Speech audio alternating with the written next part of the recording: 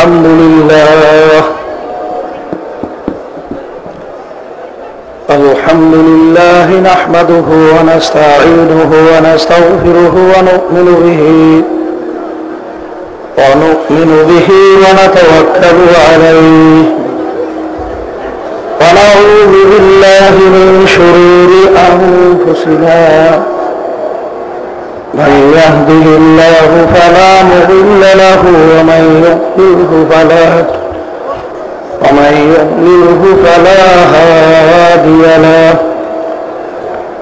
ونشهد أن لا إله إلا الله وحده لا شريك له ونشهد أن محمدا عبده ورسوله أما بعد فأعوذ بالله من الشيطان الرجيم بسم الله الرحمن الرحيم يا أيها الذين آمنوا صلوا عليه وسلموا تسليما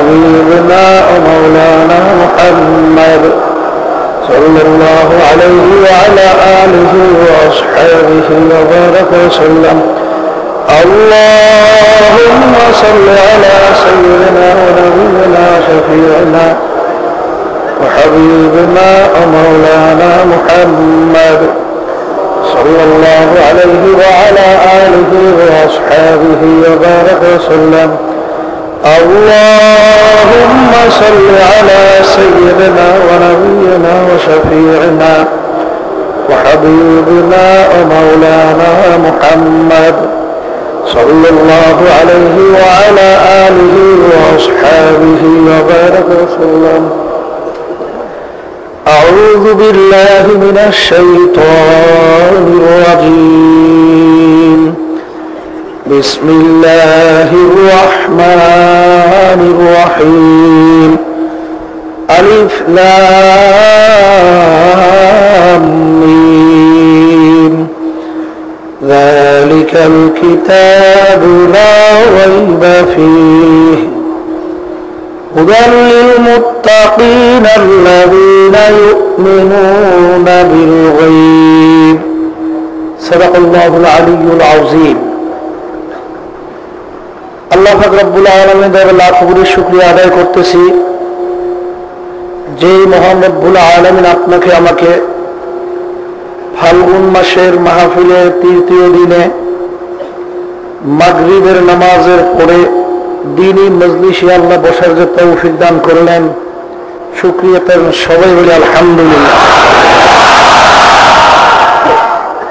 line শাকারতুম লাযীদান্নাকুম ওয়ালাইন কাফারতুম ইন্না আযাবী লাশাদীদ আল্লাহ রাব্বুল আলামিন বলেন বান্দা বান্দীরা তোমরা যদি আমার পক্ষ থেকে নেয়ামত পাও তাহলে তোমরা নেয়ামতের শুকরিয়া আদায় করিও যদি তোমরা আমার নেয়ামতের শুকরিয়া আদায় করতে পারো তোমাদের উপরে নেয়ামত আমি আরো বাড়াইয়া দেব আর নেয়ামতের শুকরিয়া যদি পাওয়ার পরে আদায় না করো নেয়ামত তো বাড়াইয়া দেওয়া হবেই না বরঞ্চ শক্ত আযাব তোমাদের উপরে চাপাই দেওয়া হবে আল্লাহ এই চরমনের ময়দানে বহুত আল্লাহর খাস বান্দারা আছে তাদের সঙ্গে যে আমরা একটা সময় জীবনের কাটাইতে পারলাম এর শুকরিয়া কিয়ামত পর্যন্ত আদায় করলেও শেষ হতে পারে না এই জন্য শুকরিয়া তার আমরা সবাই বলি আলহামদুলিল্লাহ আজকে ফাল্গুন মাসের মাহফিলের তৃতীয় দিন হয়তোবা কারোর জন্য জীবনের এই শেষ নিয়ম অনুযায়ী মাহফিল আসবে কিন্তু এরকম একটা দিন আসতে পারে যে অনেকের ভিতরে থাকবে না আমার আব্বাজান রহমাতুল্লাহি আলাইহি তিনি অনেক সময় বলতেন বাবা মাহফিল হয়তো বা নিয়ম অনুযায়ী চলবে কিনা আমি ফজলুল করিম আর থাকবো না, কিন্তু আজকে মাহফিল চলতেছে, কিন্তু আব্বাজান আমাদের মাঝে আর নাই। আর এমন একটা ব্যাপার কোনদিন আসবেও না। আল্লাহ, জীবনের শেষ মাহফিল মনে করিয়া অন্তরটাকে সব জিনিসে থেকে খালি করিয়া দিলটা ভাঙ্গিয়া আল্লাহ মুখী করে একটু বসেন। হয়তো আল্লাহ রাব্বুল আলামিন এমন বুঝ আল্লাহ দান করতে পারেন, জীবনের পুরা মোড়টা ঘুরিয়া, আগে ছিল পুরোপুরি দুনিয়ামুখী, এখন আল্লাহ রাব্বুল আলামিন পুরোপুরি আল্লাহ মুখী করে দিতে পারে। আমার আব্বাজান রহমাতুল্লাহি আলাইহি প্রায় উদাহরণ দিয়ে বলতেন, বাবা মাহফিল বুঝের জন্যে, কথা ঠিক না? যাদের একবার বুঝ আসছে নেকি কি জিনিস, তারা জীবন গেলেও কিন্তু নেক ছাড়বে না। আর যাদের নেকের বুঝ আসে নাই, তাদেরকে কিন্তু পাও ধরিয়েও নেকির কাজ করানো যায় না। নেকি কত মূল্যবান!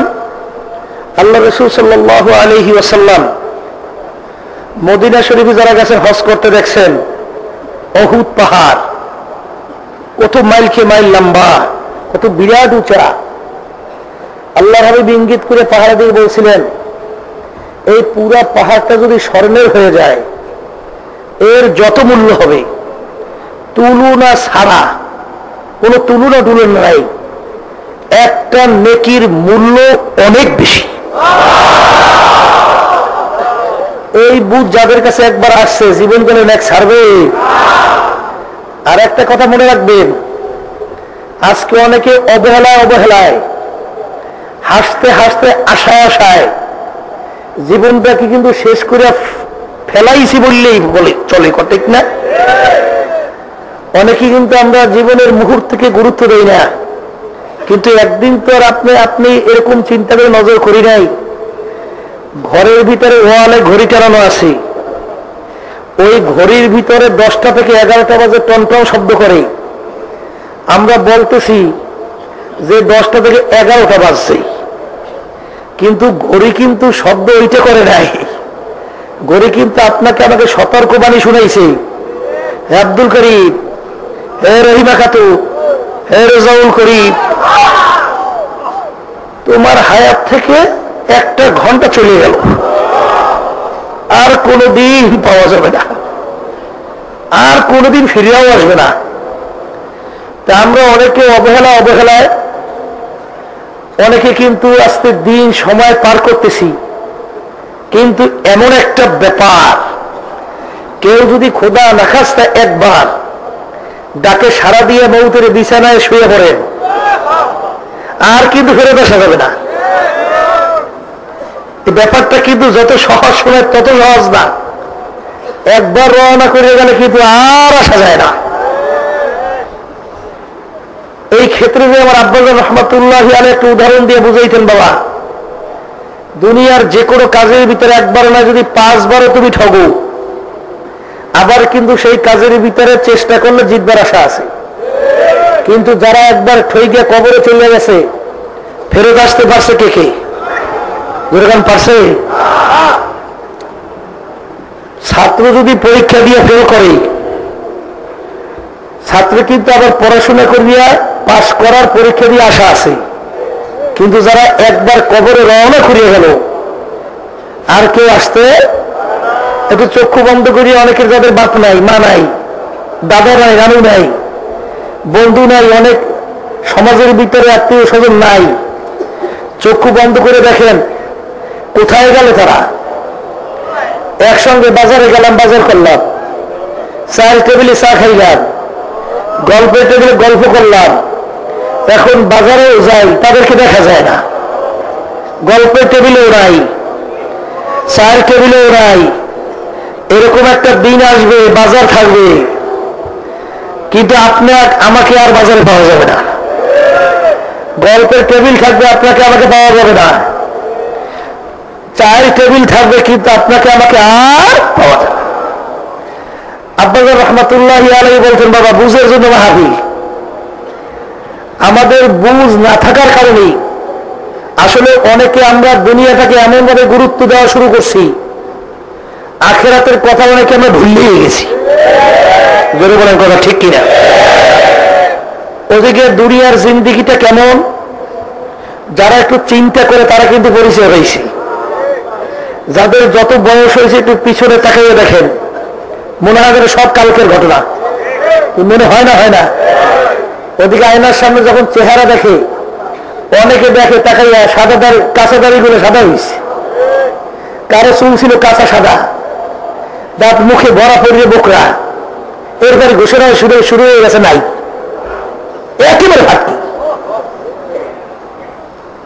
আর আখিরাতের জিন্দেগি সম্পর্কে আল্লাহ রাসূল সাল্লাল্লাহু আলাইহি ওয়াসাল্লাম উদাহরণ দিয়ে বুঝাইছেন, হে আমার উম্মতেরা, এই তাম দুনিয়াতে যদি একটা গোডাউন বানাও, তাম দুনিয়া, জমিন থেকে আসমান, পশ্চিম থেকে পূর্ব, উত্তর থেকে দক্ষিণ, এত বড় জায়গা যদি গোডাউন বানাইয়া, মানে এই দুনিয়াটাই গোডাউন ধরেন, এর ভিতরে যদি সরিষা দিয়ে ভরিয়ে রাখো, কি সরিষা চেয়েছেন?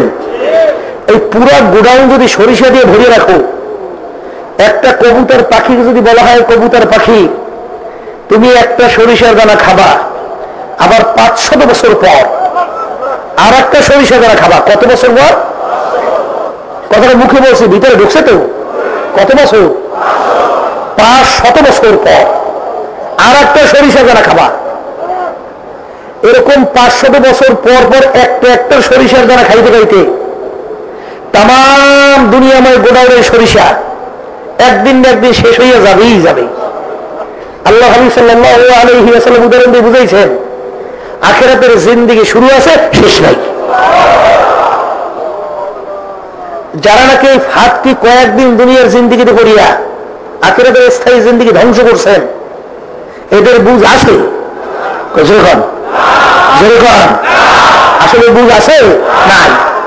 বুঝের জন্য মাহফিল, কথা ঠিক না? কিন্তু সর্বপ্রথম আমি একটু সংক্ষেপে ইঙ্গিত দিয়ে যাই, বুঝবে কারা? আমি কিন্তু অনেক আলোচনায় প্রথমেই বলি যে আলোচনা বুঝবে কারা। এই 3 দিন প্রায় চলে যাইতেছে, অনেক বাইরে নতুন আসছেন, এখনো অনেকে এখন বলতে পরিবর্তনের নিয়ত করেন নাই, এরকম অনেক ভাই থাকতে পারেন। এখনো যে আগে যে খারাপ নেশা পেশা ছিল ছাড়তে পারেন নাই, এখন আসেন, বোঝেন, একটু বোঝার চেষ্টা করেন। বুঝবে কারা? যারা মানুষ। কারা বুঝবে? যারা বলে কারা বুঝবে? আর যারা মানুষের সুরাতে পশু, এরা কিন্তু বুঝবে না। আব্বাজান রহমাতুল্লাহি আলাইহি একটা উদাহরণ দিয়ে বুঝাইতেন পশু মানুষের মধ্যে। স্টেজের সামনে গরু যদি পেটের ক্ষুধা চিল্লায়, মালিক যদি কানে কানে যাইয়ে বলে গরু চিল্লাইস না, স্টেজের পিছনে ভালো খাদ্য রেখে আসছি, খৈর ভুসি উন্নত মানের খাদ্য খাইয়ে, গরু যাইবে? সে চিন্তা করলে আমি তো যাই, সেই মানুষ আমার কথা গরু বিশ্বাস করতে নাও পারে, মসজিদের ইমাম সাহেবকে নিয়ে আসি, তার কথা বিশ্বাস করতে পারে। ইমাম সাহেব সে বুঝে গরু আমার কাছে হাজার হাজার লোক নামাজ পড়ে, আমি যদি মিথ্যা কথাই বলতাম আমার কাছে দেখো নামাজই পড়তো না, আমি নিজে খাদ্য দেখে আসছি, খাইয়ায়, গরু যাইবে? তাহলে মুফতি সাহেব বুঝাইলে বুঝবে, পীর সাহেব বুঝাইলে বুঝবে, তামাম দিনে যত উল্লেখযোগ্য ব্যক্তি আছে বুঝাইলে বুঝবে। কারণ কি? ওই বুঝ আল্লাহ গরুর মধ্যে দেয় না। আর একটা মানুষের, ভালো করে বুঝেন, আর একটা মানুষের পানির পিপাসা লাগছে, সে যদি আপনাকে জিজ্ঞাসা করে ভাইজান পানি পাবো কোথায়, খুব পিপাসা লাগছে, আপনি যদি দেখাই বলেন ওই যে দূরে ধুধু দেখতেছো না, দেখছি তো, ওইটা একটা তাল গাছ, ওর নিচে একটা মসজিদ আছে, ওখানে একটা সুন্দর ডিপ টিউবওয়েল আছে, পানিটা খুব সুস্বাদু, খাইয়ে আসো। বোঝে না? বোঝে নাই? এই ধুধু দূরে তাল গাছ দেখা যায়, সেইটা মানুষ বলার সঙ্গে সঙ্গে বুঝছে, আর গরুটা স্টেজের পিছনে খাদ্য বোঝে নাই। ঠিক না? এই বুঝ আল্লাহ দান করছে মানুষের মধ্যে, পশুর মধ্যে। যেই মানুষের ভিতরে এই বুঝ থাকার পরেও যার চাল চলন কার্যক্রম সব হবে পশুর মতো, সেই মানুষটা সম্পর্কে কিন্তু আল্লাহ বলছেন উলাইকা কাল আনআমি বাল হুম আদাল। চতুষ্পায় জানোয়ার গরু ছাগল ভেড়া এসে খারাপ। অন্য আয়াতে আল্লাহ বলছেন শাররুল বারিয়া, এক শ্রেণীর মানুষ দুনিয়াতে যে কুত্তা শিয়াল শুয়োরের চেয়ে খারাপ। কে বলছে? কে বলছে? আল্লাহ। তাহলে বোঝা গেল এই মাহফিল, এই আলোচনা বুঝবে কারা? মুকুল করেন। এখন আসেন সংক্ষেপে একটু টাচ দিয়ে যাই, বাকি আল্লাহর ইচ্ছা। বুঝের জন্য মাহফিল যারা মানুষ তারা কিন্তু চিন্তা করবে তাম দুনিয়াতে লক্ষ লক্ষ কোটি কিতাব বই পুস্তক আছে না নাই? কথা কন। এমন কোন কিতাব বই আছে যার শুরুতে কোন লেখক লেখছে এই কিতাবে ভুল নেই? কথা কন। লেখছে কেউ? এই লক্ষ লক্ষ কিতাব বই পুস্তক কোন লেখক কিন্তু ভূমিকায় লেখে নাই যে আমার এই কিতাবে বইতে কোনো ভুল নাই। যারা মানুষ তারা কিন্তু চিন্তা করবে দুনিয়ার ভিতরে একটাই কিতাব, যেই কিতাবের ভূমিকা আল্লাহ বলছেন এর ভিতরে কোনো ভুল নাই। সবাই জোরে বলেন সুবহান। আল্লাহ রাব্বুল আলামিন বলছেন এর ভিতরে ভুল নাই। কোরআন কারীম নাযিল হয়েছে 1-2 বছর আগে না, 100-200 বছর আগে না, 14 থেকে 1450 বছর আগে। যেই যুগে নাযিল হয়েছিল যুগটা ছিল অন্ধকার, অন্ধকার যুগ বলা হইতো, অসভ্যের যুগ। যেই যুগে বাপ তার জ্যান্ত মেয়ে সন্তানকে গর্ত ক্ষুদ্র চাপা মাটি দিয়ে মারত, অসভ্যের যুগ। এই যুগের ভিতরে কোরআন কারীম নাযিল হলো আরবি ভাষায়। নাযিল হলো কার কাছে? আল্লাহ হাবিব মুহাম্মদ রাসূলুল্লাহ সাল্লাল্লাহু আলাইহি ওয়াসাল্লাম। যারা মানুষ তারা কিন্তু চিন্তা করতেছে আল্লাহ রাসূল সাল্লাল্লাহু আলাইহি ওয়াসাল্লাম তার ইতিহাস কি? মায়ের পেটে থাকা অবস্থায় আল্লাহ রাব্বুল আলামিন তার আব্বাকে দুনিয়া থেকে নিয়ে গেছে। দুনিয়াতে আসার পর বছর 6 মাস আল্লাহ রাব্বুল আলামিন তার আম্মাকে দুনিয়া থেকে নিয়ে গেছে। ছোট 6 বছরের বাচ্চা, বাপ হারা, কথা হয় না, বাপ হারা মা হারা।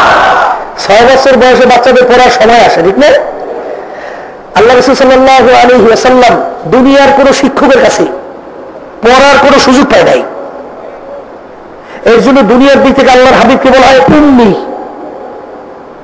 এই উম্মি আল্লাহর হাবিবের উপরে কোরআনুল কারীম নাযিল হয়েছে ছোট ছোটি বই না, 30 পারা কোরআনুল কারীম।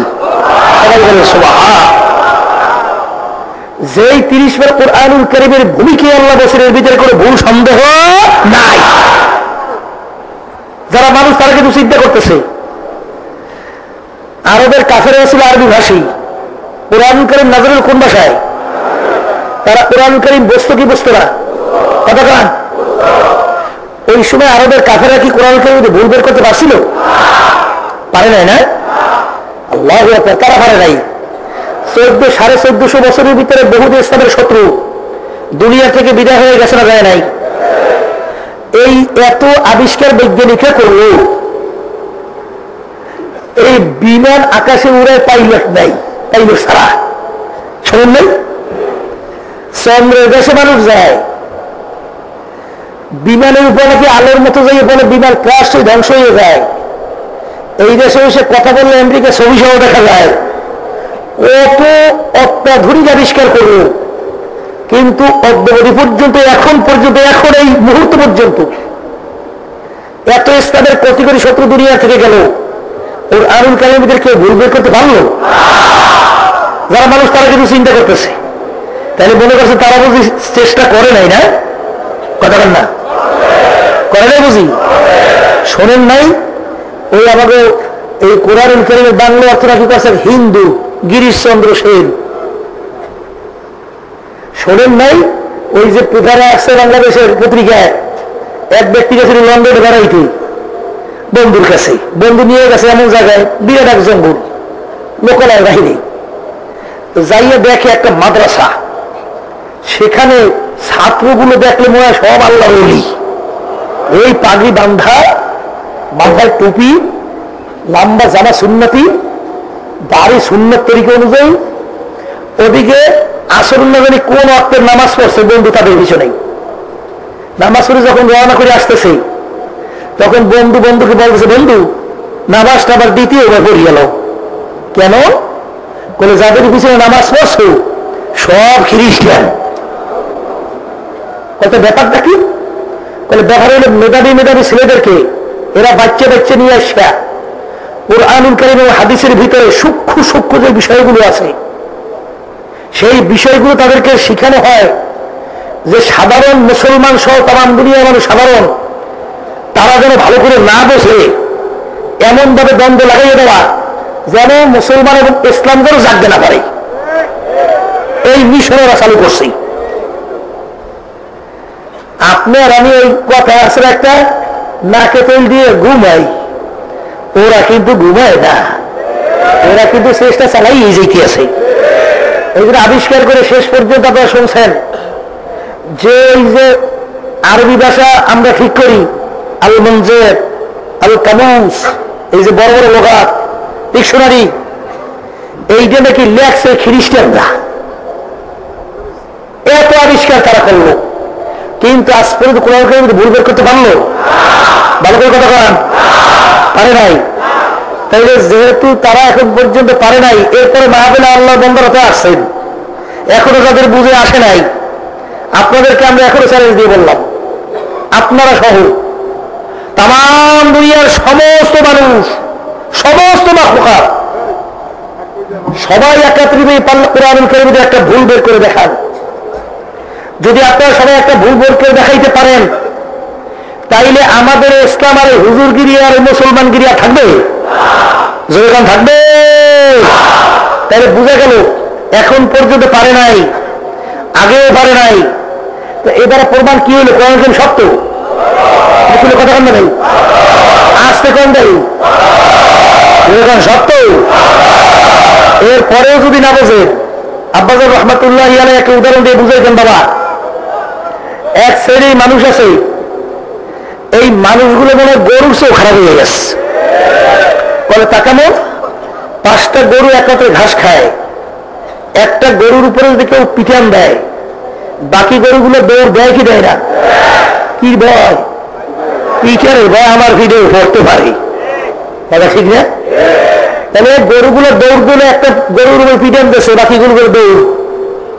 এক সাইডে আমার ভাইরা আছে, পর্দা হলে মা বোনেরা আছে, এরা মনে হয় গরুর চেয়েও খারাপ হয়ে গেছে। তা কেমন? মাঝে মধ্যে আল্লাহ রাব্বুল আলামিন কত কুদরত তার দেখায়, এরপরেও যারা বুঝবে না এই মানুষটা আসলে গরু, কুত্তা, শিয়াল, শুয়ারের চেয়েও খারাপ। কথা ঠিক কিনা? তা কেমন? দেখেন মাস 2-3 আগে আল্লাহ মাওলা কুদরত মাওলা দেখায়, বারবার স্মরণ করে দাও। এই বাংলার জাতীয় পত্রিকার ভিতরে ছবি সহ দিয়ে দিয়েছিল, নেপাল মুসলমানরা একটা মসজিদ তৈরি করছিল, নিচে বড় আকার একটা গম্বুজ তৈরি করছিল, ওই গম্বুজটা উঠাইয়ে মিনারে লাগাইবে, কিন্তু মুসলমানদের কাছে গম্বুজ উঠাবার মতো কোন যন্ত্র ক্যারেন কিছু নাই। মুসলমানের রাজার কাছে যাইয়া যখন ক্যারেন চাইল, এই জাতীয় যন্ত্র চাইল, রাজা মুসলমানদেরকে টিটকারি দিয়ে বলল, তোমাদের বলে খোদার ঘর, তোমাদের খোদা উঠাইতে পারে না? মুসলমানদেরকে আর ক্যারেন তো দেয়ই নাই, বরঞ্চ টিটকারি বেরিয়ে পাঠিয়ে দিস। অনেক মুসলমান চোখে পানি নিয়া, বুকে ব্যথা নিয়া, যাহারে মিনারায় মনে হয় গম্বুজ উঠল না, ইমাম সাহেব ঘুমাই আস, ঘুমের ঘরের ভিতরে দেখে ইমাম সাহেবকে বলতেছে, গম্বুজটাকে সাদা কাপড় দিয়ে রেখে রাখো। জুমার দিনের ঘটনা, কি দিন? দিনে দিনে সাদা কাপড় দিয়ে গম্বুজ ঢাকছে, শত শত মুসলমান মানুষ উপস্থিত। ঢাকার পরে গম্বুজটা আপনি আপনি উঠে উঠতে আসছে। ইন্টারনেটের মাধ্যমে তাম দুনিয়া দেখাইছে, এবার হাওয়ার উপরে উঠতে গম্বুজটা আস্তে আস্তে ভাসতে ভাসতে যায়। এই 2-3 মাস আগে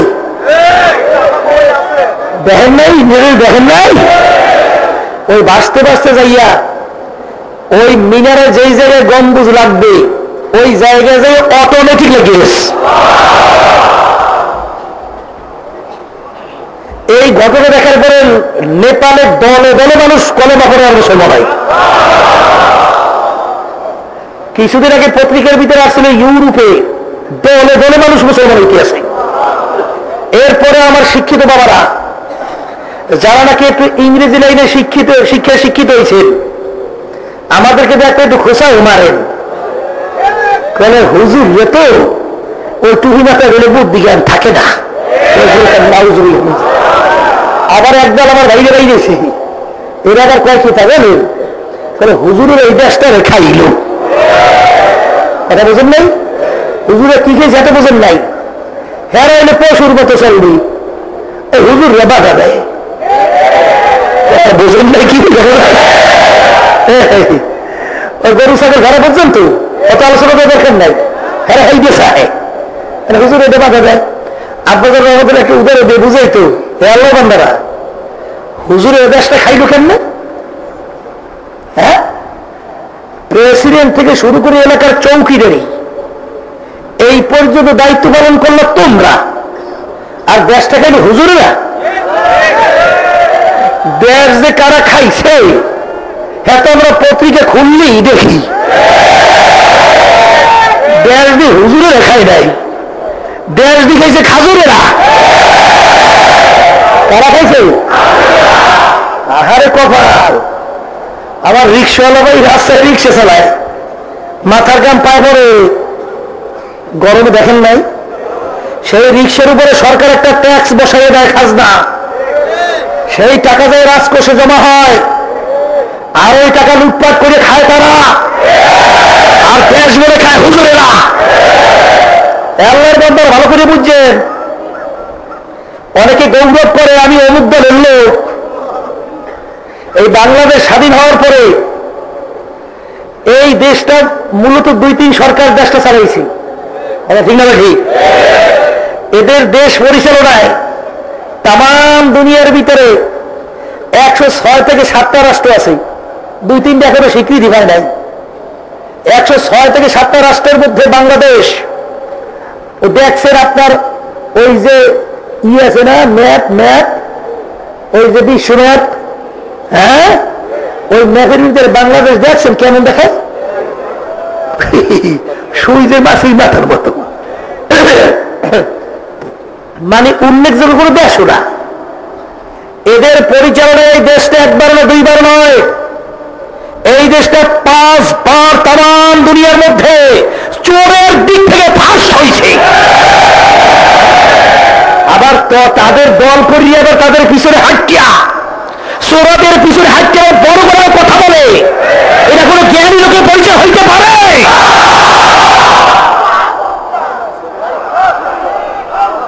ঘুরিয়ে ঘুরিয়ে আবার একই জিনিস, চোরা সহযোগিতা করে, আবার কয় আমি তো বর্মে হয়েছি। কি বর্মে হয়েছেন? গরিবের টাকা লুট করে বর্মে হয়েছেন। বর্মে আসাচ্ছে, তাহলে বুঝে গেল হুজুরের দেশটা খায় নাই, দেশ খাইছে কারা? খাজুরেরা। খাজুরেরা কথা বলছে। আমরা হুজুরের আপনার কাছে ভালো মন আল্লাহ হুজুর কি সুবুঝি না, সব বোঝেন আপনারা। আবার এক সিনেমার বাইরে আছে তো ইংরেজি শিক্ষিত খারাই খারাই মতেন, আর খুব বুঝছি। হ্যাঁ, আবার এই কথা হুজুর কেউ রাগেন না, হুজুর ইংরেজি শেখলে এত আপনারা রাগন কা? আরে ইংরেজি বাংলা এই শেখা দোষ না মেয়া, ভাষা শেখার জন্য আল্লাহ রাসূল সাল্লাল্লাহু আলাইহি ওয়াসাল্লাম তাকিদ দেয় না, কিন্তু ইংরেজি শেখা দোষটা ইংরেজ হওয়া দোষ।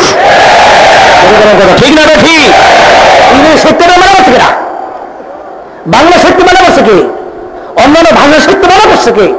কিন্তু ইংরেজি হওয়া লাগবে কেন? ঠিক না? তাহলে বোঝা গেল যে কথা বলতে চাইছিলাম যে আপনারা শিখছেন ভাষা মাশাআল্লাহ ভালো, কিন্তু অনুরোধ করব আমাদেরকে গালি দিয়ে লাভ নাই। কারণ আমার আব্বাকে রহমতুল্লাহ বলতেন, বাবা তোমার কবরে তুমি যাবা, আমার কবরে আমি যাব। জোরে বলে কথা, ঠিক না? ঠিক। এরপরেও যারা বুঝবেন না, যারা নাকি দুনিয়ার দিক থেকে শিক্ষিত হয়েছে, তাদেরকে বুঝাইতে চাই। ওই কিছুদিন আগে, কয়েক মাস আগে দেখছেন লন্ডন, ওই প্রধানমন্ত্রী পেরিবেলার তার শালি দুনিয়ার দিক থেকে বড় শিক্ষিতা ছিল, কয়েকদিন আগে রিসার্চ করার পরে কলেমা পড়ে মুসলমান হয়ে গেছে। এরপরে বুঝবেন না আমি অনেক সময় উদাহরণ দিয়ে বুঝাই, আপনাদের আমাদের বুঝাই গেছেন যে বাবা মানুষ দুনিয়াতে মূলত তিনটা জিনিস বেশি বেশি চায়। কয়টা? একটা হইলে খুব সম্মানিত হইতে চায়, প্রত্যেকটা মানুষের কিন্তু একটা চাহিদা আছে যে আমাকে সবাই সম্মান করুক। কি চাহিদা আছে না নাই? আর একটা হলো খুব বড় অর্থ সম্পদের মালিক হইতে চায়, আমি খুব ধনী হই। কি চাহিদা আছে না নাই? আর একটা হলো খুব ক্ষমতার মালিক হইতে চায়। কথা বুঝেন নাই? না, শিক্ষা শিক্ষা। আর এক ওই যে খুব বড় শিক্ষিত হইতে চায়। এই তিনটা বিষয় যদি আপনি আলোচনা করেন, আমাদের পাশের রাষ্ট্র ভারত দুনিয়ার দিক থেকে 13টা বিষয় বলতে গেলে সে শীর্ষে অবস্থানে ছিল। শিক্ষার দিক থেকে সে 18টা ভাষায় ছিল পণ্ডিত। কয় ভাষা? এখানে এই লক্ষ লক্ষ লোক, মনে হয় এর ভিতরে 2-4-5 জন বাড়ি করা যায় কিনা এক ভাষার উপরে পণ্ডিত। যেরকম কথা ঠিক না? ঠিক। সে কয় ভাষা পণ্ডিত? আর 8টা না 9টা ভাষায় ছিল ডক্টরের ডিগ্রি। এই লক্ষ লক্ষ লোকের ভিতরে ডক্টর কম পাওয়া যায়নি। যেরকম কথা ঠিক কিনা? এত বড় তার ছিল শিক্ষা যোগ্যতা। সম্মানের দিক থেকে প্রায় 50 কোটি কম বেশি হিন্দু তাকে নমস্কার দিত, সেজদা করত নমস্কার দিয়া। এই ছিল তার সম্মান, ধর্মীয় ভগবান।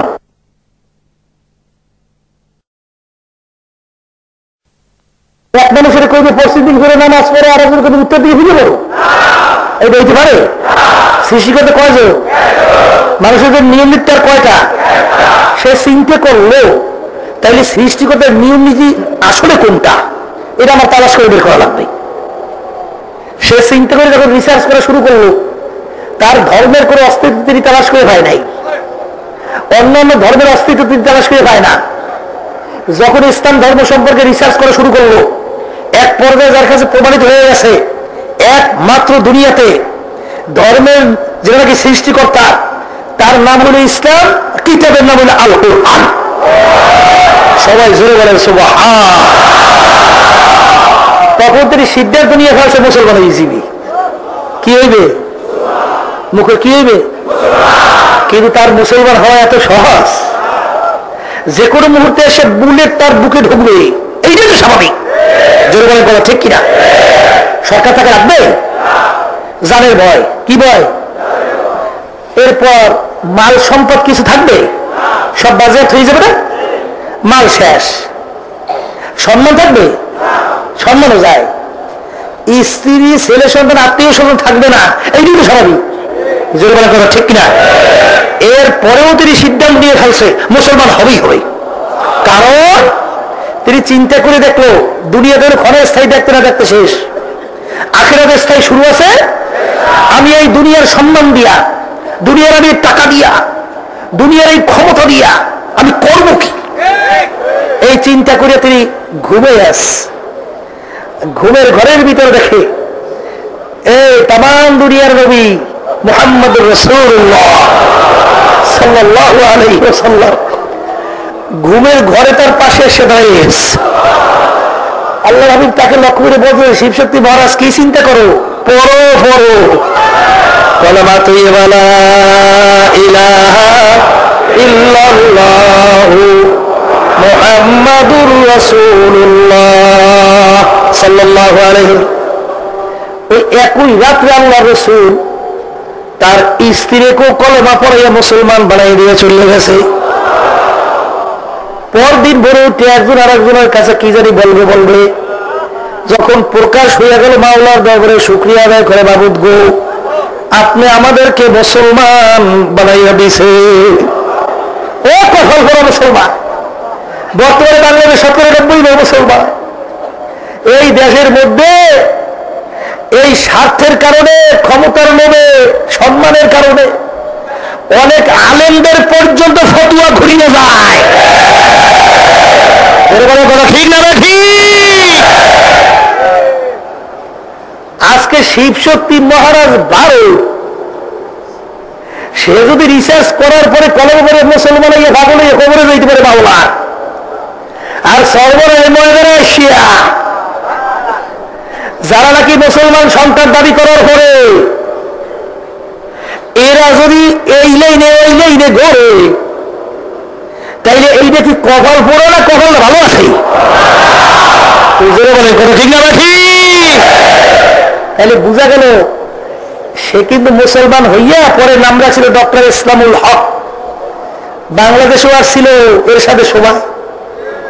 এরশাদের সভা বাংলাদেশে এসে বিভিন্ন জেলায় ঘুরিয়া ঘুরিয়া দিনের দাওয়াত দিয়ে দিয়া যখন চাপে থাকতে পারে না মালয়েশিয়া চলে গেছিল, সেখান থেকে আল্লাহ দুনিয়া থেকে তাকে নিয়ে গেছে।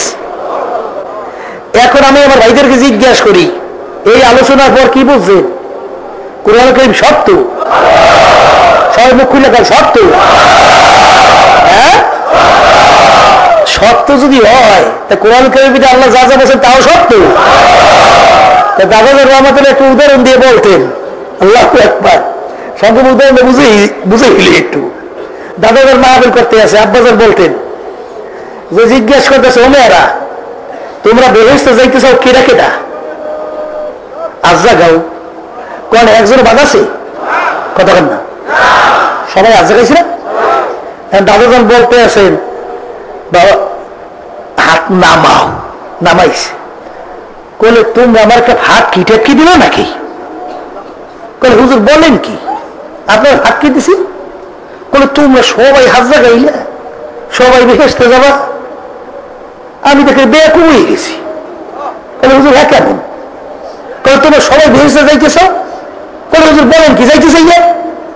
কথা ঠিক আছে, তোমার হয়েছে তুমি করো, এবার বেহেশতে যাইও। বলে তা কি? আল্লাহু আকবার।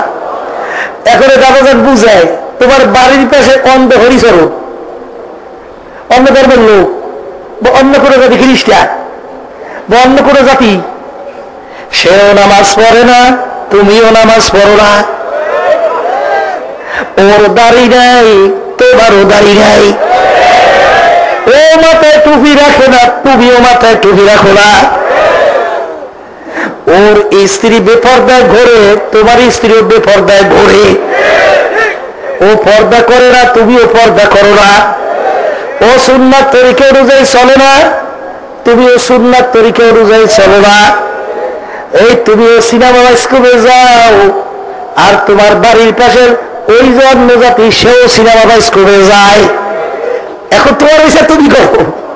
যদি কিয়ামতের ময়দানে আল্লাহ রাব্বুল আলামিন তোমাকে বেহেশতে নেওয়া লাগে, তাই তোমার বাড়ির পাশের হিন্দু হরিচরণ কি দোষ করলো?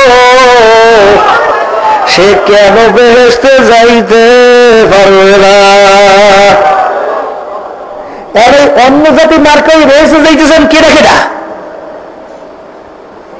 কথা কান পারবেন? কথা কান অনেকে যে এখনো ফেরেন না, এখনো যে সুন্নাত তরিকা অনুযায়ী চলেন না, দিনের পথে যে চলেন না, তাহলে অনেকে মনে হয় বয়সে রয়েছে, হুজুর বয়স তো সর্বত্র 40, হুজুর 115 বছর বয়স পায়, তো হুজুর আমার সবাই 40, তো এখন বাকি আছে হুজুর 60-65, হুজুর তো অবাক করবো নেই। হুজুর বলে কথা ঠিক নেবে ঠিক। আর যুবকেরও তো এই কথা একেবারে হাফেজ, হ্যাঁ রাখা যে হুজুর আমি তো সর্বত্র যুবক মানুষ, হুজুর বুড়াই এলোই কি আছে না নাই? আবার এই 80 বছর দিয়ে আমার মুরব্বী হে কয় কি জানেন? বলে ওই যে 100 বছর দিয়ে আছে, 20 বছর তো বাকি আছে। কি এরকম আশায় ভরিয়ে রয়েছেন না? কি কথা কান না দেখি?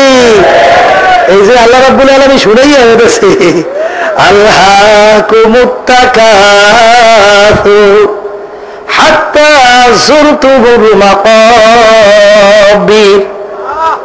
আরো শব্দটা কি? জোরে কন। আরো বাঁচবো, আরো অমুক অমুক করবো, আল্লাহু আকবার, আরো আরো আরো বাঁচবে।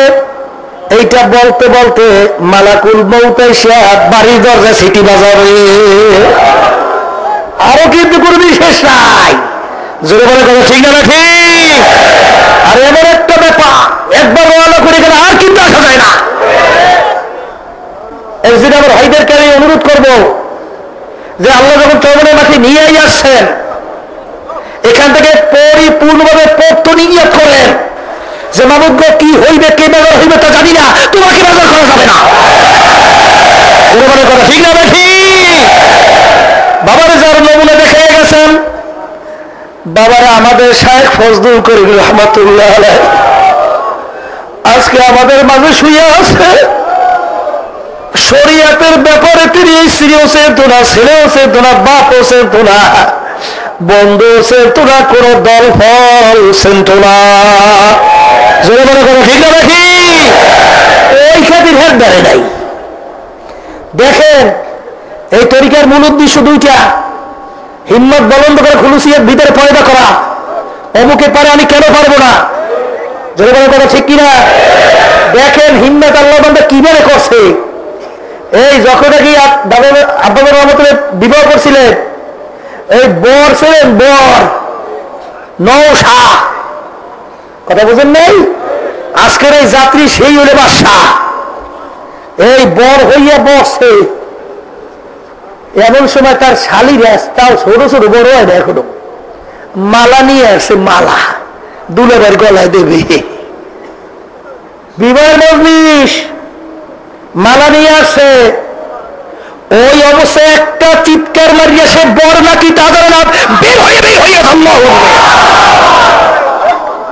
বড় মেয়ার মাইয়া। কার মাইয়া? বড় মেয়ার আছে দুর্নীতি, ইজ্জত সব মরছে না। এখন চিন্তা করছে পরে আর সর্বনাশ, সবাই এদিকে হয়ে গেছে, বিবাহ শেষ, বিবাহ হইবে না, এ কাম শেষ। তারা বড় মেয়ের ইজ্জত লক্ষ্য করিয়া আর কোন কায়দা মেয়ে তো দিই না। والذين جاهدوا فينا لنهدينهم سبلنا وإن الله لمع المحسنين। আল্লাহ রাব্বুল আলামিন বলেছে, বান্দা বান্দি তোমাদের উপর ভয় নাই, চিন্তা নাই। তোমরা যদি আমার পথে চলো বা আমার হুকুম অনুযায়ী মজবুত হও, আল্লাহ বলতে তোমাদের জন্য রাস্তা আমি খুলিয়ে দেব। রাস্তা খুলবে কে? জোরে বলে কে? আল্লাহ। দেখেন আল্লাহ তাকুল করে আল্লাহ বন্ধ দৌড়তেছে, আল্লাহ রাস্তাও খুলছে। এখন ওই বর্বে আমার নানা এসে বুঝায় যে দূরে নেয়া, আরে ওই মাই কোথায় যাবে, এই যাও না দূরে নেয়া, আলেম মানুষ সামনে গেছো কেন? আরো ঘাবড়ায় উল্টে মিলে আর ওই অনুরোধ করে দূরে নেই, ওরা বোঝে নাই, ওরা বোঝে নাই। এখন হরই সম্মান বাড়ছে। জোরে বলে কথা ঠিক না ঠিক? এই ছিল শরীয়তের উপর আল্লাহ বান্দা মজবুত। ওদিকে শুনছি একবার দাদাদের রহমতুল্লাহ সহ ওলামায়ে কেরাম একমত হয়েছি যে আজকে রোজা খোলা যাবে, কাল ঈদ করা যাইবে। আব্বাজান রহমতুল্লাহ একা, সে বলতে আছেন আব্বাজান কেতা বলু যে আজকে রোজা ভাঙ্গা যাইবি না, কাল ঈদ হইবে না, কাল রোজা লাগবে। তুই সব বোঝো আর কেউ বোঝে না, এই ক্ষিপ্তই উঠছি। আব্বাজান রহমতুল্লাহ কয়, বাবা যান আমি যা কইছি কেতাব অনুযায়ী কইছি, সব আলেম এক, কিন্তু বুঝাইতে আমারে আল্লাহ বান্দা রোজা ভাঙ্গি নাই, আর সবাই ভাঙছে। শেষ পর্যন্ত পরে তাকিদ করা হয়েছে, দেখা যাচ্ছে আব্বাজান রহমতুল্লাহ এইটা বলছে ওইটাই কি। তরিকার উদ্দেশ্য কয়টা? মুখস্থ করে কি কি? একটা হলো হিম্মত বলন্দ করে, আর একটা খুলুসিয়া অমুকে দ্বারা আমি কেন, আর একমাত্র আমার সমস্ত কিছু কার জন্য আল্লাহ। এই দুইটা যদি বলে করে ঠিক না ঠিক? গেছিলাম ফরিদপুর সদরপুর থানা, সেখানে একজন বলতে আছে, হুজুর আপনি ফজলুল করিম রহমতুল্লাহি আলাইহি তার সন্তান, এইটা শুনে দেখা করতে আসছি।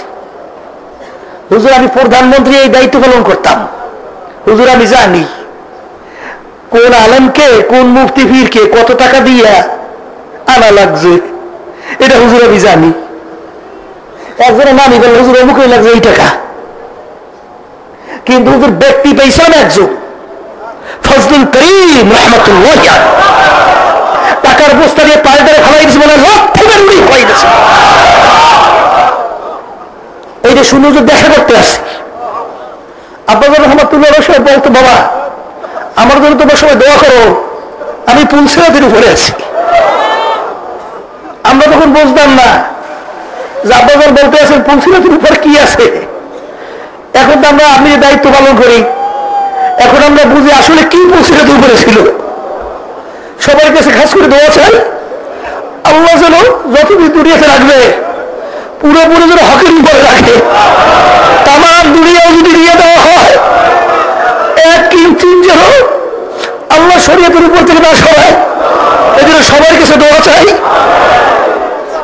আব্বাজান রহমতুল্লাহ আজকে আমাদের মাঝে নাই, তিনি আমাদেরকে পথ দেখাই আজকে আমাদের মাঝে শুয়ে আছে।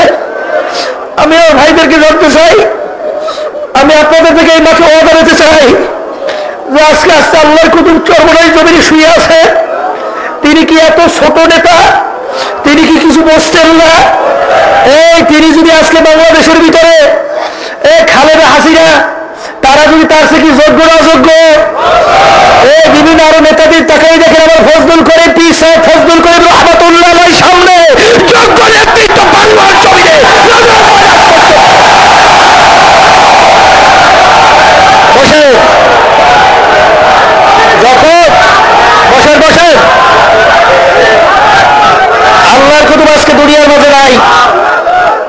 আল্লাহু আকবার, আল্লাহু আকবার। ইসলাম কি জিনিস ভালো করে বোঝো, ভালো করে বুঝতে হবে। সবাই জমিন আল্লাহ দিয়ে আসছে। আবু বকর সিদ্দিক রাদিয়াল্লাহু তাআলা যখন মুসলমান হয়ে গেল, তার ছেলে ছিল কাফের। এক যুদ্ধের ময়দানে আবু বকর সিদ্দিক রাদিয়াল্লাহু তাআলা মুসলমানের পক্ষে যুদ্ধ করে, আর ছেলে করে কাফেরের পক্ষে।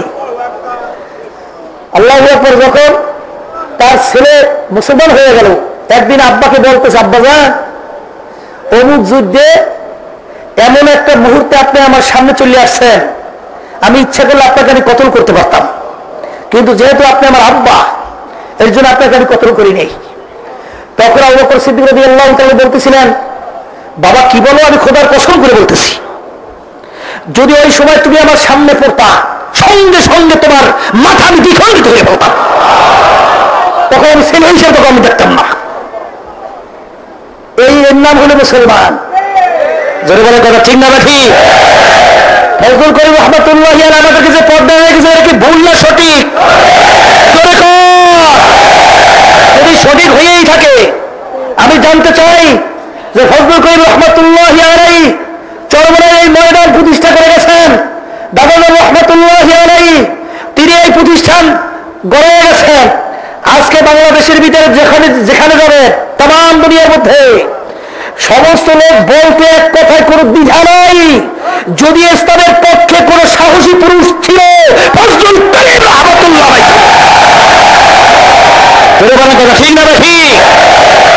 এবং দেখছেন হক্কের ওলামা ইকরাম মুরবাল্লাহ করে ফজলুল করিম রহমাতুল্লাহ যখন দুনিয়া থেকে বিদায় হয়ে গেল, তখন তার ব্যাপারে মন্তব্য করছিল যে ফজলুল করিম রহমাতুল্লাহ এমন এক ব্যক্তিত্ব ছিল আজকে আমরা হারিয়ে ফেলছি, যার ভয়তে বাংলাদেশের ভিতরে বাতিলেরা, ইসলামের শত্রুরা মাথা দাঁড়া করার সাহস বাংলার জমিনে পায় না।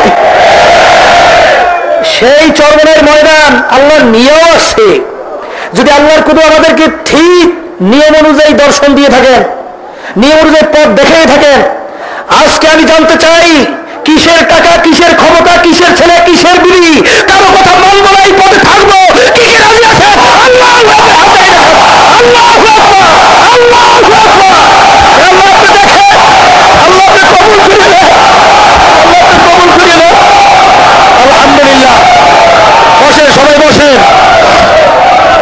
সবাই বসেন। আলহামদুলিল্লাহ, আল্লাহ কবুল করে নেন। সবাই বসেন, বসেন। والذين جاهدوا فينا لنهدينهم سبلنا وإن الله لمع المحسنين। কোনো ভয় চিন্তা নাই।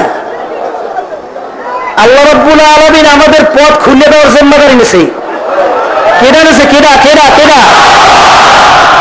যদি নিয়ত পুরোপুরি পাকাপোক্ত ঈমান আল্লাহর ফজলে করতে পারেন, দেখবেন আল্লাহর ফজল করবে। আমি চ্যালেঞ্জ দিয়ে বলতে পারি, আগে যেই অবস্থানে যে কোনো দিক থেকে ছিলেন, আল্লাহ রাব্বুল আলামিন সর্বদিক থেকে সম্মান পাইয়ে দেবে। দেখেন পরীক্ষা করিয়া। যাই হোক, এখন এই আলোচনার মাধ্যমে কথা আমি বেশি না বাড়াইয়া আমি সংক্ষেপে বলতে চাই, আল্লাহু আকবার। তাই এই আলোচনার মাধ্যমে প্রমাণিত হল কোরআন কারীম সত্য। কেউ বলেন কথা ঠিক না? কিন্তু বর্তমানে আল্লাহর কুতুব কত কায়দায় আমাদেরকে আল্লাহু আকবার বুঝিয়ে গেছেন আজকে প্রত্যেকটা কথাই মনে হয় জীবনের জন্য চলার একটা যথেষ্ট কথা, ঠিক কিনা? আব্বাজার রহমতুল্লাহ তিনি উদাহরণ দিয়ে বুঝাইতেন, বাবা বর্তমানে ইসলামটা হয়ে গেছে কেমন জানি অন্ধের হাতি দেখার মতো। কির মতো? কথা বল কি? দেখেন কত সুন্দর সহজ উদাহরণ দিয়ে কি সুন্দর বুঝাইছেন। কেমন জানি ইসলামটা হয়ে গেছে অন্ধের হাতি দেখার মতো। তা কেমন? আব্বাজার রহমতুল্লাহ আলাইহি তিনি বলতেন, বাবা 4 অন্ধ গেছিল হাতি দেখতে। কয় অন্ধ? অন্ধ কি চক্ষু দিয়ে হাতি দেখছে রাত দিয়া? এখন একজনের তোকাই মোকাই পেয়েছে হাতির সুর। সুর শুনেন না? আর সে মন্তব্য করছে হাতি দিয়ে লম্বা কাশির মতো মোটা। আর একজনের পেয়েছে তোকাই মোকাই হাতির পা। সে মন্তব্য করছে হাতি দিয়ে খাম্বার মতো মোটা। আর একজনের পেয়েছে হাতির কান। সে মন্তব্য করছে হাতি দিয়ে কুলার মতো চ্যাপটা। আর একজনের পেয়েছে হাতির শরীর।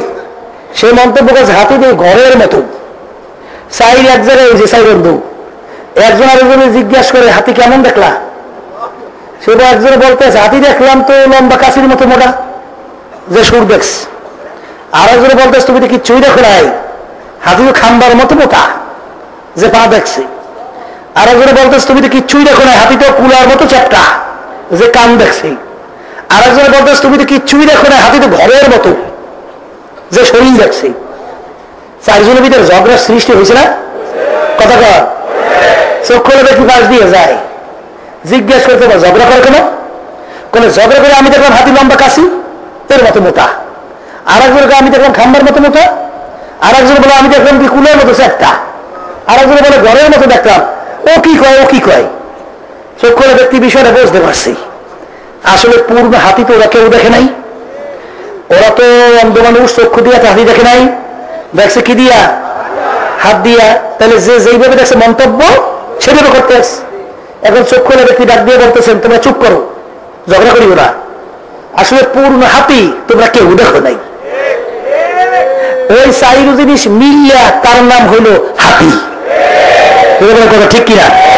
আল্লাহ নবী মুহাম্মদ রাসূলুল্লাহ সাল্লাল্লাহু আলাইহি ওয়াসাল্লাম আরাফাত ময়দানে বিদায় হজের ভাষণে আল্লাহ রাসূল সাল্লাল্লাহু আলাইহি ওয়াসাল্লাম কোরআনুল কারীম আয়াত শরীফ তেলাওয়াত করছিলেন। আল ইয়াউমা আকমালতু লাকুম দীনাকুম ওয়া আতমামতু আলাইকুম নি'মাতি ওয়া রাদিতু লাকুমুল ইসলাম দীনা। এই আজকের আরাফাত ময়দানে আল্লাহ নবী আয়াত তেলাওয়াত করে শুনাইছে যে আজকের এই দিন কোরআন মানে ইসলাম বা দিন পরিপূর্ণ হয়ে গেছে। সবাই বলেন সুবহান। দিন কি হয়েছে? পরিপূর্ণ অর্থ বুঝি তো আমরা কি? পরিপূর্ণ অর্থ হলো কোনো বাড়তি দিকও নাই, কমতি দিকও। জোরে বলেন কথা ঠিক কিনা? হারামে পরিষ্কার, হালালে কথা কয় না। হারাম কি? হালাল পরিষ্কার। সব যদি এক হয়, পর্দা ফরজ কোনদিন হেরে যায় হইবে? জোরে কর, জোরে কর। আর একটা ভালো করে মনে রাখেন, তাহলে দিন পরিপূর্ণ হয়ে গেছে। আল্লাহ রাসূল সাল্লাল্লাহু আলাইহি ওয়াসাল্লাম মূলত তার মৌলিক 4টে কাজ ছিল। কয়টা? মুখস্থ করেন। বেশি ওয়াজ মনে থাকবে না, দেন কয়েকটা মনে থাকেন, আল্লাহ তৌফিক দান করুন। এই 1 নম্বরে মুখস্থ করেন দাওয়াত, 2 নম্বর তালিম, 3 নম্বর তাজকিয়া নফস, 4 নম্বর জিহাদ। এই 4 জিনিস মিললে তার নাম কিন্তু পূর্ণ দিন। তাই আমাদের হাতি দেখার মতো কেমন হয়েছে? এক শ্রেণীর একদল ভাই চলে গেছে, আমার শুধু দাওয়াতের মধ্যে আছে, তালিম তাজকিয়া নফস জিহাদের খবর নাই। আর একদল বাইরে চলে গেছে, মাদ্রাসা করছে, শুধু তালিম দিতে আছে। এই দাওয়াত তাজকিয়া নফস জিহাদের খবর নাই। আর একদল বাইরে আমার খানকা করছে, পীর মুরিদি করে, শুধু আত্মশুদ্ধি করতে আছে। কি করে? আত্মশুদ্ধি করতে আছে, খানকা খুলছে। ওদের দাওয়াত তালিম জিহাদের খবর নাই। আর একদল নামছে শুধুমাত্র জিহাদ, জিহাদ। ও 3.5 বডির ভিতরে নাই ইসলাম। ঠিক না ভাই? ধোকাবাজি কথা বলতে না। তাহলে তা কেমন? আল্লাহ বলছেন কি নিজে জাহান্নামের আগুন থেকে আগে বাঁচো, এরপর আহাল পরিবেশে জাহান্নামের আগুন থেকে বাঁচাও। নিজে তুমি পুরো ইসলামের উপরে চলতে পারো না, আরেকজনের দাওয়াত দেয়, সে ধোকাবাজি নিয়ে পাইছো কই? ঠিক না ঠিক? এরপরে আপনাদের একটা উদাহরণ দিয়ে বলতেন, কথাটা কিন্তু শুনতে একটু আশা চাইতেছেই নেই, বুঝেছেন না? আর কিন্তু শোনাও দরকার। তাহলে তা কেন? একটা লোক দাউদের মলম বেছে, দাউদ ছিলেন, দাঁত দাঁত ওই যে চক্র চক্র ওডি ছিলেন না, দাউদের মলম বিক্রি করতে আসে আর বলতে আছে কি জানেন, আমার এই মলম লাগাইলে দাউদ পুরো ভালো। যে দাঁতের মলম বেছে ও সারা শরীরে দাঁত ভরা, দাউদ ভরা। ও যদি এই মলম বেছে ওর থেকে মলম কিনবে কেনা, কথা বল, কিনবে কেউ, কিনবে বড় যে ডাক দিয়ে কই নাই বেটা, এসে ধোকাবাজি পাইছে কই বেটা, তুই বলে দাউদের মলম বেছো, তোর গায়ে দি সারা গায়ে দি দাউদ ভরা, এসে ধোকাবাজি বেটা বাদ দেই। বলে কথা ঠিক না ঠিক? যে আপনি নামছে ইসলামের দাওয়াত লই নামছে, তোমার ভিতরে নাই ইসলাম, তাই লোকেরা তোমার এই ইসলাম কইবে যে বেটা তোর গায়ে দাউদ ভরা, তোর এই ইসলামকে আমরা আর গ্রহণ করি না। কথা ঠিক না বলি? এই নিছে একদল, বলে কথা ঠিক না? আসলে মূলত চাইর জিনিস যার ভিতরে একত্রে থাকবে সে হইল পূর্ণ মুসলমান। সব সময় আল্লাহ রাব্বুল আলামিন আয়াত মনে রাখবেন, সব সময় মনে রাখবেন। আল্লাহ রাব্বুল আলামিন কিন্তু বলছেন, ইয়া আইয়ুহাল্লাযীনা আমানু দুখুলু ফিস সিলমি কাফা ওয়া লা তাত্তাবিউ খুতুওয়াতিশ শাইতান ইন্নাহু লাকুম আদুউম মুবিন। আল্লাহ রাব্বুল আলামিন ঈমানদারকে লক্ষ্য করেছে, আমার ঈমানদাররা যারা আমাকে বিশ্বাস করছো, ইসলামের ভিতরে পুরাপুরি ভাবে ঢুকে যাও। কে বলছেন? আব্বাজান রহমাতুল্লাহ কত সুন্দর একটা উদাহরণ দিয়ে বুঝাইতে বাবা।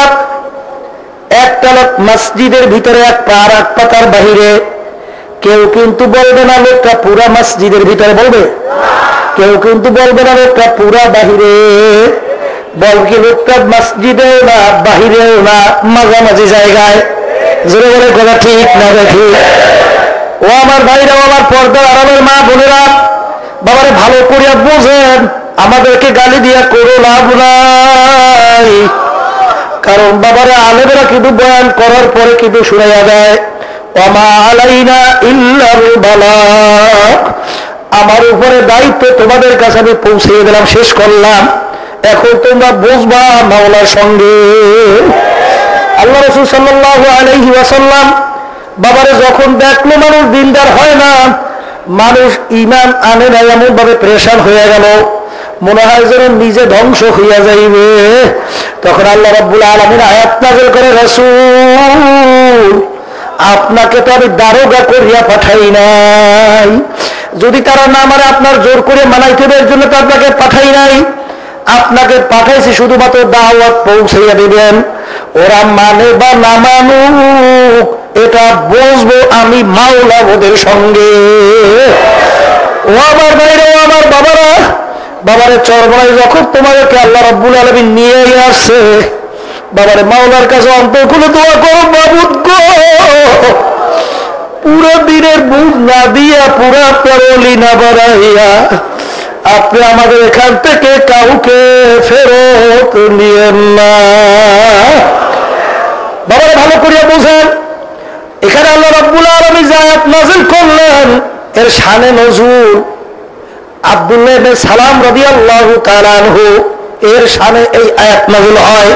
ভালো করে বোঝেন, খুব সূক্ষ্ম ব্যাপার। আব্দুল্লাহ ইবনে সালাম রাদিয়াল্লাহু তাআলা আনহু প্রথম বয়সে ইহুদি ধর্মের লোক ছিল, পরবর্তীতে তিনি মুসলমান হইয়া গেল। ইহুদি ধর্মের ভিতরে উটের গোশত খাওয়া ছিল হারাম, মুসলমান ধর্মের মধ্যে উটের গোশত খাওয়া হালাল। আল্লাহু আকবার। তিনি যখন মুসলমান হইয়া গেল, যেই জিনিসের প্রতি তার ঘৃণা ছিল হারাম জানছে, ওর প্রতি তার একটা ঘৃণাও জমছে। সে মুসলমানদেরকে ডাক দিয়ে উদ্দেশ্য করে বলল, আমার মুসলমান বাবারা, আমি যখন ইহুদি ধর্মের মধ্যে ছিলাম তখন আমি উটের গোশতকে হারাম জানছি, না খাই অপমান করে দেখাইছি, আর এখন আমি মুসলমান ধর্মের ভিতরে উটের গোশত আমি ওটাকে হালাল জানি, যেহেতু আমি ওটা কোনোদিন খাই না, আমার খাইতে একটু ঘৃণা লাগে। হালাল কিন্তু জানছে, খাইতে কি লাগে? একটু ঘৃণা। হালাল কিন্তু জানছে, খাইতে একটু ঘৃণা লাগে। আল্লাহ বাবার ভালো করিয়া বোঝেন, এখানে কিন্তু এই লক্ষ লক্ষ মানুষ আমরা আছি, এখানে হয়তোবা অনেক মানুষই হয়তোবা উটের গোস্ত কেউ খাই নাই। এই জন্য কি আল্লাহ রাব্বুল আলামিন আপনাকে আমাকে ধরবে নাকি? যেরকম ধরবে। কারণ কি, পাইলে আমরা খাইতাম, পাইলে খাইতাম, পাইও নাই, খাইও নাই। বাবারা ভালো করে বলুন, ব্যাপারটা কিন্তু বড় কঠিন। কাসিমের নাম শুনছেন? কাসিমটা কচ্ছপ। বাবারে ওই কাসিম কিন্তু মুসলমান যারা আমরা আছি, কাসিম যদি উন্নত মানের বাবুর্চি দিয়া খুব ভালো সুন্দর ভাবে উন্নত মানের মশলা দিয়া পাক করে আপনার আমার সামনে নিয়ে আসা হয়, কে কে খাইতে পারবেন? যেরকম পারবেন, পারবেন তোরা বরঞ্চ নিয়ে আসতে চাইবে। কোন ইমাম কিন্তু লেখে নাই কাসিমের খাওয়া হারাম। কোন কিরিমেও লেখছে মাকরু তাহরিমের গুনাহ হয়, কেউ লেখছে মাকরু তানজির গুনাহ হয়। এরপর কেন খাইতে পারি না? ওর প্রতি আমাদের একটা ঘৃণা জমছে। ঠিক ব্যাপারে আব্দুল্লাহ ইবনে সালাম রাদিয়াল্লাহু তাআলা আনহু ব্যাপারটা হুবহু তাই হয়ে গেল। যখন নাকি তিনি দেখলেন যে উটের গোশত হালাল, ওটাকে আমি হালাল জানলাম, আমার খাইতে একটু ঘৃণা লাগে। এই ঘৃণা লাগে এতটুকু শব্দের পরিপ্রেক্ষিতে আল্লাহ রাব্বুল আলামিন এই আয়াত নাযিল করে, ও আব্দুল্লাহ ইবনে সালাম, আমার হালালকে হালাল জানলে হবে না, আমার হালালকে হালাল জান্না খাইয়া প্রমাণ করে দেখানো লাগে। যতক্ষণ পর্যন্ত না দেখাবার মুসলমানিতে আমার দরবারে কাজ হবে না। ও আমার ভাইরা, ও আমার বাবারা, ভালো করে বুঝেন। বাবার আল্লাহ রাসূল সাল্লাল্লাহু আলাইহি ওয়াসাল্লাম তার মূল মৌলিক চারটা কাজ ছিল, চারটা গুণ ছিল। এক নম্বরে দাওয়াত। দাওয়াত না থাকলে কিন্তু বাবার মানুষ দিনের পথে কেমনে আসবে? মানুষ দিনদার কেমনে হইবে? দাওয়াতও লাগবে। এরপর দাওয়াত দেওয়ার পরে যখন নাকি দিনের পথে আসবে, বাবারে যে আমল ফরজ তার ইলম শিক্ষা করাও কিন্তু ফরজ। যে আমল ওয়াজিব তার ইলম শিক্ষা করা ওয়াজিব। যে আমল সুন্নাত তার ইলম শিক্ষা করাও সুন্নাত। এই ক্ষেত্রে আমার আব্বাজান বলতেন, বাবারে চরমনার কোন মুজাহিদ মূর্খ থাকতে পারবে না। ও আমার মুজাহিদ ভাইরা, অনেক মুরব্বী মুজাহিদ হইয়া গেলেন, অনেকের বয়স অনেক হইয়া গেল। বাবারে এখনো অনেকের কেরাত সহি নাই, এখনো কেরাত সহি শুদ্ধ করেন না, জরুরি মাসালাগুলো শেখেন না। আর বাবারে নামাজের ভিতরে কেরাত যদি সহি না হয়, নামাজ হবে না। অনেকে আলোচনা করলে এই বয়সে কি আমরা পারি? বাবারে দুনিয়ার কাজে কিন্তু সে না পারে বলে নয়, ব্যবসার জন্য রাত্র কাটাইয়া দিল, গরমকে গরম বলল না, ঠান্ডাকে ঠান্ডা বলে নয়। আর বাবারে কেরা যদি সহি দেয়, নামাজ হবে না। সে ব্যাপারে সে সময় বের করতে পারল না।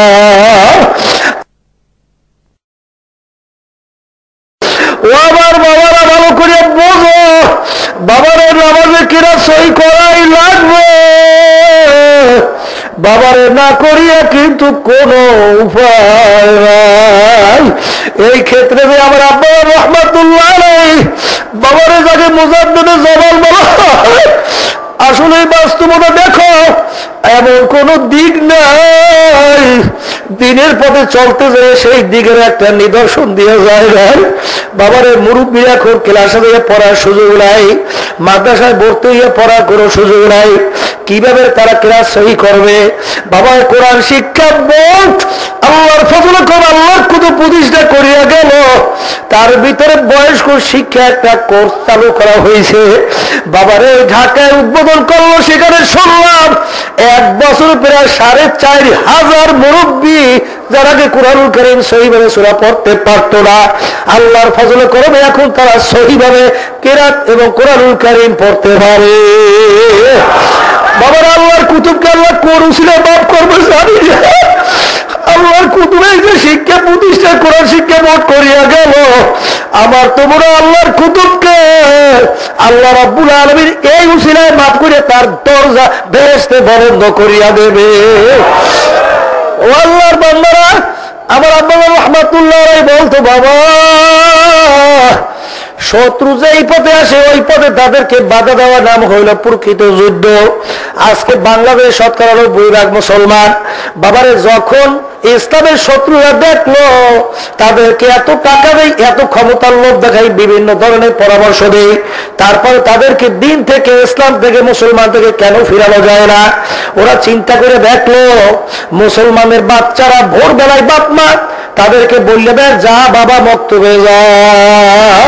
ওই ছোটবেলায় যে কোরআনুল কারীম সিনার ভিতরে ঢুকিয়ে গেছে, আল্লাহর ফজল করবে যেরকম গ্রুপ না যেরকম এদিক ওদিক যাও না কেন, আবার ঘুরিয়া ফুরিয়া আল্লাহর ফজল ওই জায়গা মতো আবার আল্লাহর বান্দা চলে আসে। এই জন্য ওরা দেখলো ইসলামের শত্রু এনজিওগুলো এই মুসলমানরা যেন দিন শিক্ষা করতে না পারে, কোরআন কারীম শিখতে না পারে, এই জন্য ওদের শিক্ষা প্রতিষ্ঠানগুলো কিন্তু ভোরে চালু করছে। কারণ বাচ্চারা যেন কোরআন কারীম শিখতে না পারে।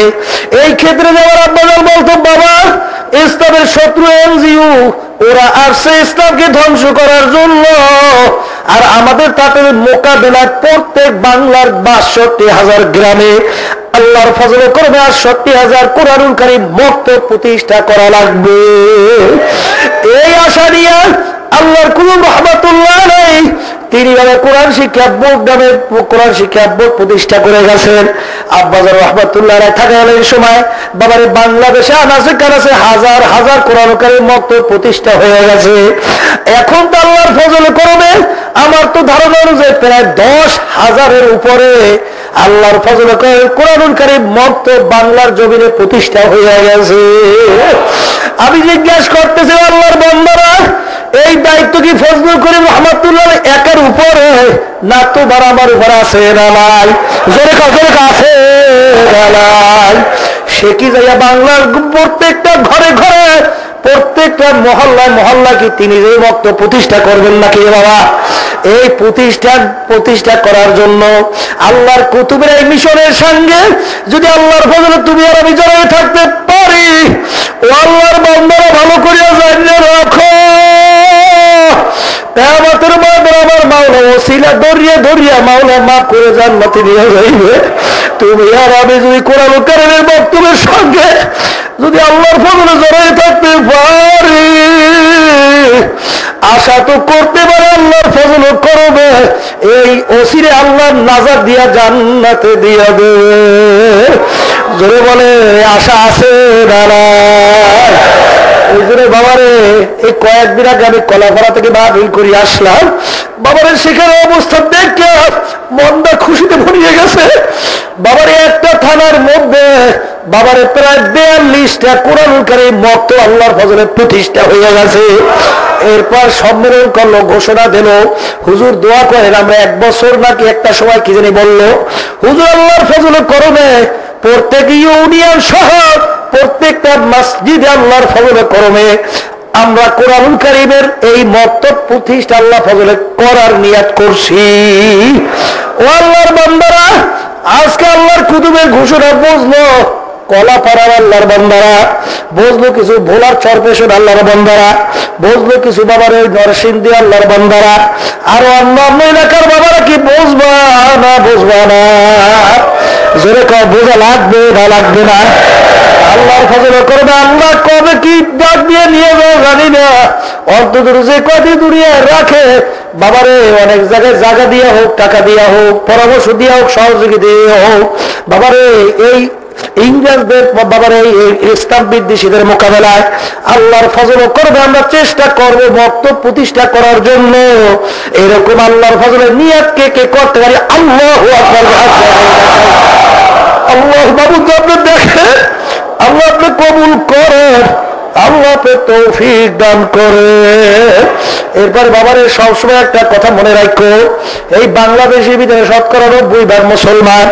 এই দেশের ভিতরে বাবার বিভিন্ন ধরনের কথাবার্তা শোনা যায় বাবার আল্লাহর হুকুম পর্দা ফরজ হুকুম নাকি বাংলার জমিনে থাকবে না। আল্লাহ রাসূল সাল্লাল্লাহু আলাইহি ওয়াসাল্লামকে যারও সন্তানের সঙ্গে তুলনা করে জানি দেওয়া হয়।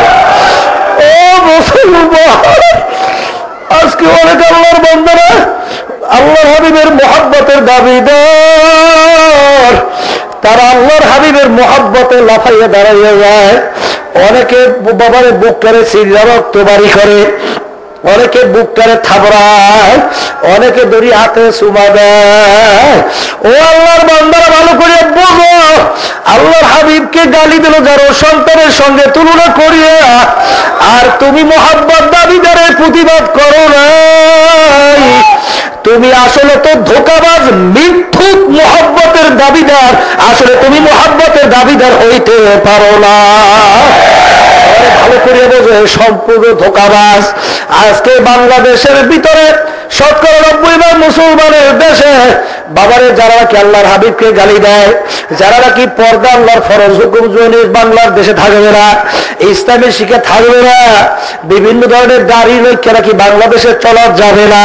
বাবারে ভালো করিয়া বোঝো, এরা বাস্তবায়ন করবে না এর প্রতিবাদ করা লাগবে।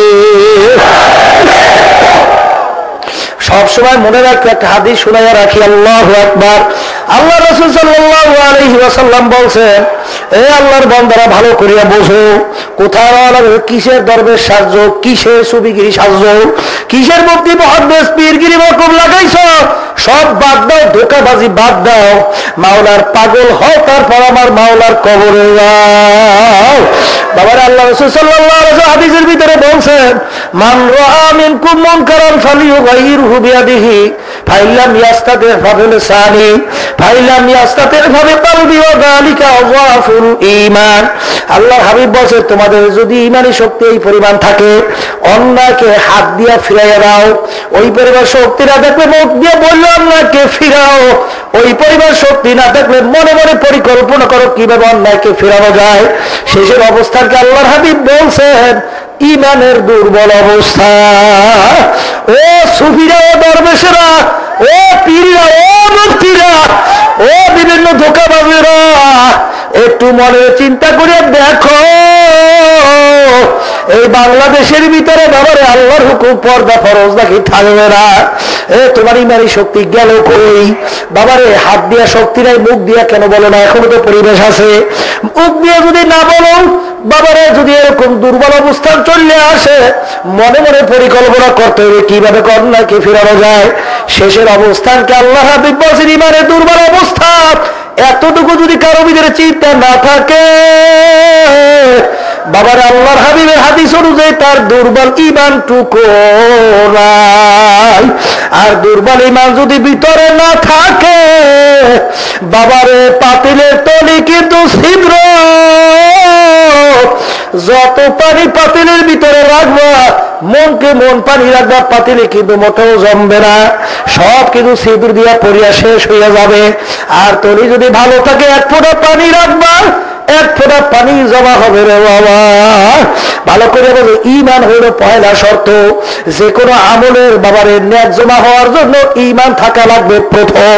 ঈমান যদি না থাকে, তোমার নামাজ কোনো কাজে লাগবে না, রোজা কোনো কাজে লাগবে না, তোমার অন্য কোনো ইবাদত বন্দেগী কোনো কাজে লাগবে না। এখন মনের বুঝরে মন, আমার ভিতরে 3 অবস্থার এক অবস্থা আছে না নাই? বাবারে যদি না থাকে, যতই দরবেশি দেখাও না কেন, বাবারে আমল কিন্তু নেক, আমল নামা জমা হবে না। এই জন্য বাবারে এই বাংলাদেশের ভিতরে আজকে এত মুসলমান সন্তান কেন কথা বলে না? আজকে নাস্তিকদের কথা কেন এরকম গলা বাড়িয়ে গেল? বাবারে জীবন যায় যাক, থাকে থাকুক, রক্ত শরীরে থাকা অবস্থায় বাবারে আজকেও মনে পড়ে আল্লাহু আকবার। কিছুদিন আগে দেখছো সরকার পদক্ষেপ নিয়েছিল আরিয়াল বিলে বিমানবন্দর করবে, দেখো নাই?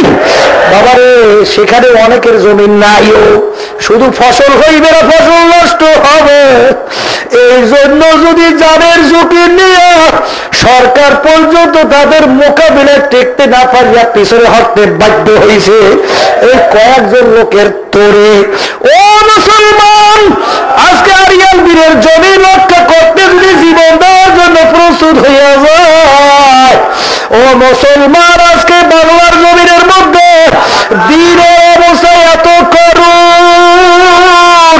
বাবারে মুসলমান থাকবে কি থাকবে না? পর্দা থাকবে কি থাকবে না? বাবার আল্লাহর হুকুম চলবে কি চলবে না? মুসলমানই তুরিয়ে দাঁড়িয়ে নিয়ে চলা যাবে কি যাবে না? ইসলামী শিক্ষা থাকবে কি থাকবে না?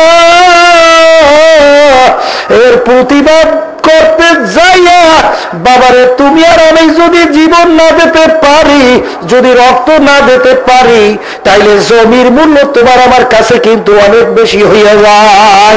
জোরে বলো কথা ঠিক না? বাবারে জমিনের মূল্য কি ইমানদের সামনে হইতে পারে নাকি? জোরে বলো পারে পারে পারে।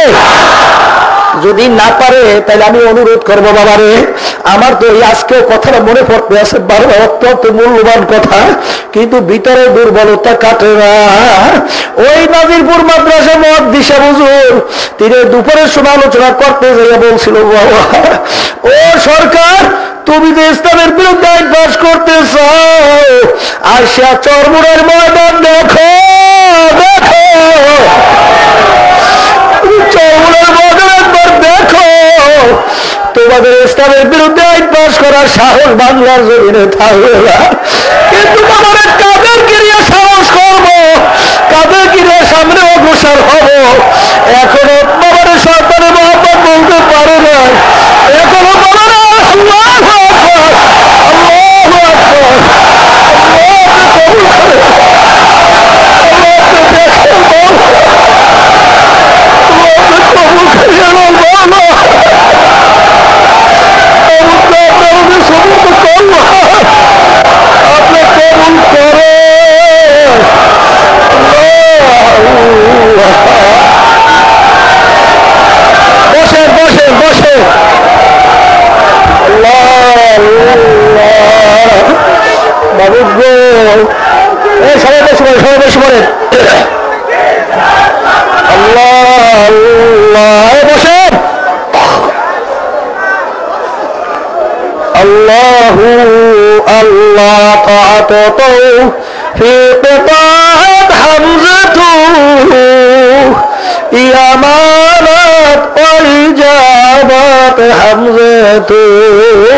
বাবারে মাওলা কাছে তৌফিক চাইতে থাকে, আমার মাওলা যদি তৌফিক না দেয়, বাবারে যত শক্তি থাকুক না কেন, বাবারে কোনো দিন সম্ভব না।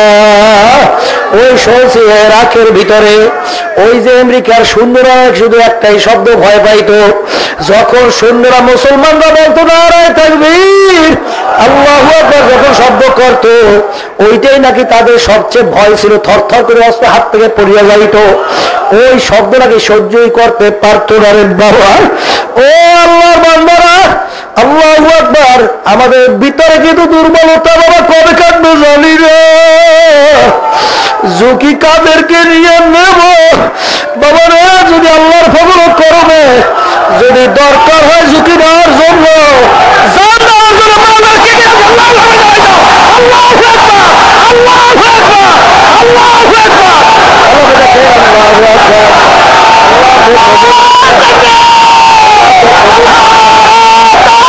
আমি আর দিনের পথে চলবো না, তোমাদেরকে দিনের পথে চলতে বলবো না, কিন্তু বাবা ভালো করিয়া দেখলাম কোরআনুল কারীম সত্য সত্য, আর কোরআনুল কারীমে আল্লাহ রাব্বুল আলামিন নাফরমানের ব্যাপারে যে আযাবের ঘোষণা দিয়েছে, ওই এক সেকেন্ডে আযাব সহ্য করার শক্তি দুনিয়ার কোন মানুষের নাই।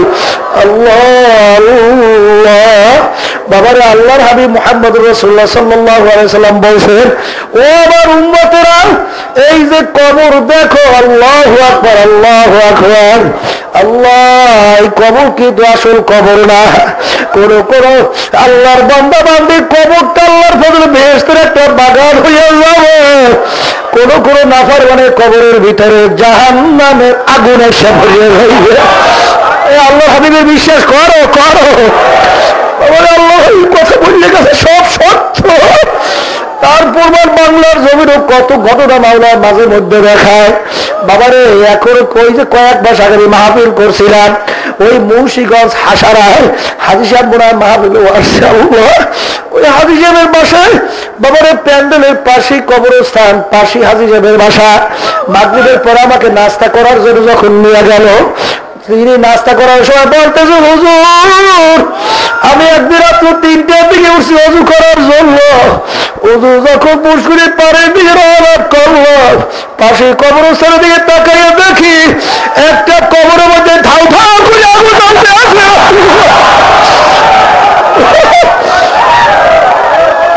আমি দেখে আমার স্ত্রীকে ডাকছি, আমার স্ত্রী আসে একবার দেখছে, আমি 3বার দেখছি। আল্লাহ আল্লাহ, ও আল্লাহর বান্দারা, ও আমার আরাম প্রিয় বাবারা, ও আমার বড় লোক বাবারা, আজকে নরম বিছানা ছাড়া ঘুম আসে না। বাবারে বালিশ মাথার নিচে না দিলে ঘুম আসে না রে বাবা, একটু সমস্যা হলে ঘুম আসে না রে বাবা। ও আল্লাহর বান্দারা, কি করে আমি বিশ্বাস করলো রে বাবা, যদি বিশ্বাস করিয়ে থাকো, আল্লাহ আমি বলছেন, ও আমার উম্মতেরা, দুনিয়ার যে আগুন দেখো, এই আগুন, আল্লাহু আকবার, এই আগুনের চেয়ে 70 গুণ দামি আগুন জাহান্নামের আগুন। এই আগুনের মধ্যে কেমনে জ্বলবো, মনের বুঝে দেবো কবর যায়। কারণ একবার যদি কেউ ঠগো, জিতবার কি দুয়ার আশা নাই। এই জন্য বাবারে চর্মনায় যখন আল্লাহ নিয়ে আসছে, মাওলার কাছে দেড়ারে ভাঙ্গিয়া চোখে পানি ফালাইয়া একটু মাওলার ডাকার মতো ডাকিয়া তারপর মাওলার পাগল হয়ে যেন আমরা মাওলার কবরে যাইতে পারি। এই জন্য মন ভরিয়া বলো, রে মন, এই জীবনে শেষ জিকির হইতে পারে, এইটা বুঝে একটু মাওলাকে ডাকার মতো ডাকো, লা ইলাহা ইল্লাল্লাহ।